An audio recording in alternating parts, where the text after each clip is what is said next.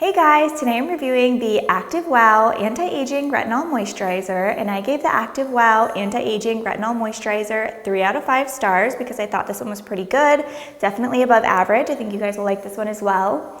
I got the Active Wow Anti-Aging Retinol Moisturizer on the Active Wow website for $14.99 for 1.6 ounces of product, which comes to $9.35 per ounce, so it's definitely a reasonably priced retinol moisturizer.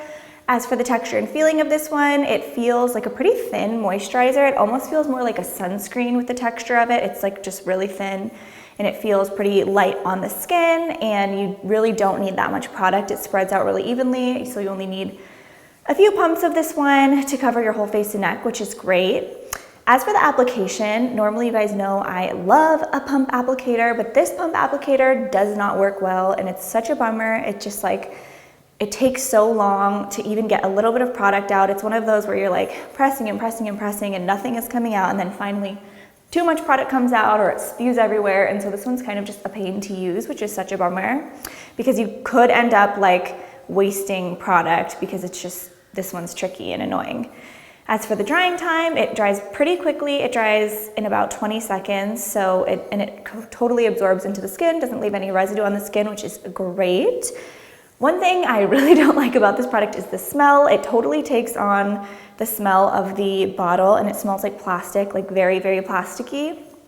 It doesn't last or anything, but it just smells like you're putting pure plastic on your skin when you're first applying it, so I really don't love that.